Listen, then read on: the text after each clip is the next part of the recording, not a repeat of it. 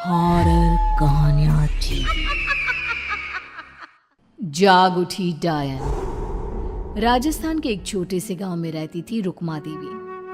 उम्र यही कोई 60 साल की होगी उनकी। गांव के लोग कहते थे कि वो औरत नहीं बल्कि डायन थी, क्योंकि शादी होते ही रुक्मा के पति की मौत हो गई और फिर धीरे धीरे उसके परिवार के सब लोग एक एक करके खत्म हो गए और साथ ही गांव में पड़ा अकाल। जमीन सूख गई, खेती सूख गई, लोग भूखे मरने लगे।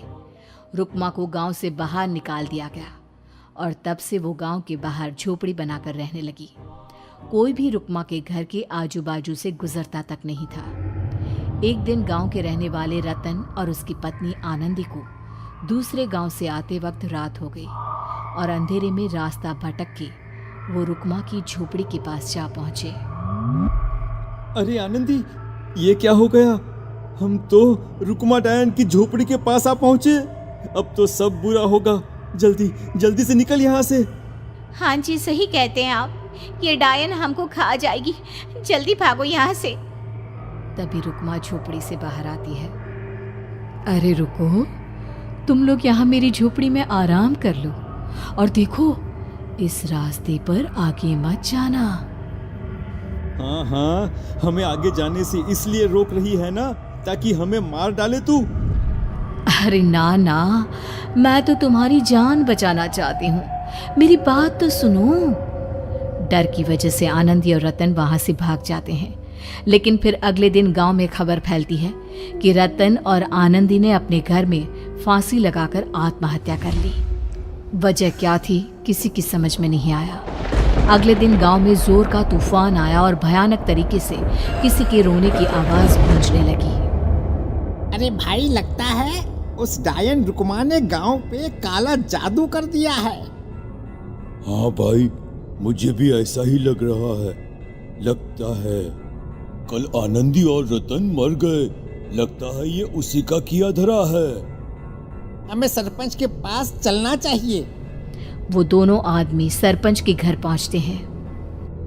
अरे, तुम इस वक्त यहाँ पर क्यों आए हो? जानते नहीं बाहर क्या हो रहा है? कितनी डरावनी आवाज गांव में गूंज रही है। बस मालिक, किसी तरह आ गए। पूरे गांव वालों की जिंदगी का सवाल है। अरे मालिक, ऐसे तो सब एक एक करके मर जाएंगे। तो क्या चाहते हो? क्या किया जाए? मालिक, हमें रुक्मा को मारना होगा। अरे जब तक वो डायन गांव में जिंदा रहेगी तब तक गांव में ये सब होता ही रहेगा। शायद ठीक कह रहे हो तुम लोग, मगर ये काम करेगा कौन? मालिक, अगर आप कहे तो हम दोनों मिलके इस काम को अंजाम दे दे। बस आपको हमें यकीन दिलाना होगा कि हम पकड़े नहीं जाएंगे। ठीक है, लेकिन बाहर जो आतंक का साया है उसमें तुम दोनों रुक्मा तक पहुंचोगे कैसे? हैं? क्या तुम्हें डर नहीं लगता? मालिक, आप उसकी चिंता ना करें। काल भैरव का भभूत है हमारे पास। रुक्मा तक पहुंचकर आसानी से मौत के घाट उतार देंगे उसको। हाँ, मैं भी चलूंगा तुम लोगों के साथ। उस डायन को मरते हुए देखने की बड़ी इच्छा है मुझे। सरपंच उन दोनों लोगों के साथ गांव के बाहर की तरफ चल देता है। गांव में घनघोर काली रात पसरी हुई थी और दिल दहलाने वाली चीख की आवाज माहौल को बेहद खौफनाक बना रही थी। हाथ में काल भैरव का भभूत लिए वो तीनों रुक्मा की झोपड़ी की तरफ जा रहे थे। वहां पहुंचने के बाद, ये लो खंजर और पार कर दो इस डायन के कलेजे के अंदर। मालिक, आप बस यहीं खड़े होकर नजारा देखो, आज ना बचेगी ये। हाँ मालिक, ये भभूत अब इसकी जरूरत नहीं है। मैं इसे यहाँ पेड़ की डाली पे रख देता हूँ। लौटते वक्त हमारी रक्षा करेगा। वो दोनों आदमी चुपके से सोती हुई रुक्मा देवी के ऊपर वार करते हैं। एक जोरदार चीख से वो इलाका गूंज उठता है, लेकिन अचानक रुक्मा के शरीर से जो खून बहता है उसका रंग नीला था। ये देखकर वो दोनों आदमी डर से कांपने लगते हैं। अरे अरे अरे अरे, ये क्या? अरे इसके खून का रंग तो नीला है। अरे तो क्या हुआ? डायन जो ठहरी, इंसान नहीं है ये, और आज इस बात का पक्का यकीन हो गया है। मर गई चुड़ैल, मर जाने दे। चल सरपंच साहब को जाकर ये खबर सुनाते हैं। वो दोनों जैसे ही बाहर आए, उन्होंने देखा सरपंच की लाश पेड़ पे लटकी हुई थी। ये देखकर वो दोनों डर के मारे चीखते हुए वहां से भागे, लेकिन तभी एक बेहद डरावनी औरत उनके सामने आकर खड़ी हो गई। कहाँ जा रहे हो? तुम्हें क्या लगा किसी का खून करके बच जाओगे तुम? कौन हो तुम? कौन हो? हमने तो डायन को मारा है, कुछ गलत नहीं किया भाई। वो डायन नहीं थी, वो इस गांव की रक्षा कर रही थी। तुम कौन हो? और तुम्हें कैसे पता वो कौन थी? उसने रतन और आनंदी को मार डाला।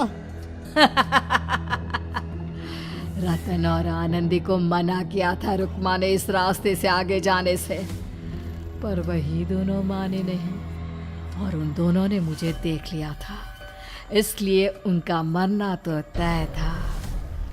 क्या मतलब तूने मारा था? और हम समझ रहे थे कि रुक्मा ये सब कर रही है। अरे वो तो मेरे कब्जे में थी, रोज अपने खून का चढ़ावा देकर इस गांव को बचा रही थी, तभी तो उसका खून नीला पड़ गया था। लेकिन तुमने तो उसे मारकर मेरा काम आसान कर दिया। अरे नहीं नहीं, हम नहीं मानते कि ये सच है। नहीं मानते तो बताओ सरपंच कैसे मरा फिर? क्योंकि उस वक्त तो तुम लोग रुक्मा को मार रहे थे ना, जवाब दो। हाँ, बात तो सही है। इसका मतलब इसका मतलब अब तुम लोगों ने अपनी मौत को खुद दावत दी है, क्योंकि जो तुम लोगों को बचाने की कोशिश कर रही थी वो तो अब रही नहीं। अरे लेकिन कौन है वो जो हम लोगों को मारना चाहता है? आत्मा, रुक्मा के घर वालों की आत्मा। वो लोग कोई आम आदमी नहीं, खूनी भेड़िए थे, और रुक्मा ने उनका ये राज जान लिया था। रुक्मा के अंदर शक्तियां थी जिसके चलते उसने उन सबको खत्म कर दिया। क्या? अरे लेकिन पूरा गांव तो समझ रहा था कि रुक्मा अपने घर वालों को खा गई। खा रुक्मा नहीं, मैं आ गई। क्योंकि असली डायन मैं हूं, और अब कोई नहीं बचेगा इस गांव में, कोई नहीं। भागो तुम दोनों। वो दोनों आदमी पागलों की तरह भागते हुए गांव पहुंचते हैं। वहां देखते हैं कि पूरा गांव खुद की नदी बन चुका था। हर तरफ लाशें ही लाशें पड़ी थी, और रुक्मा के मरे हुए घर वाले उन लाशों को खा रहे थे। कुछ देर के बाद उन दोनों का भी वही हाल हुआ।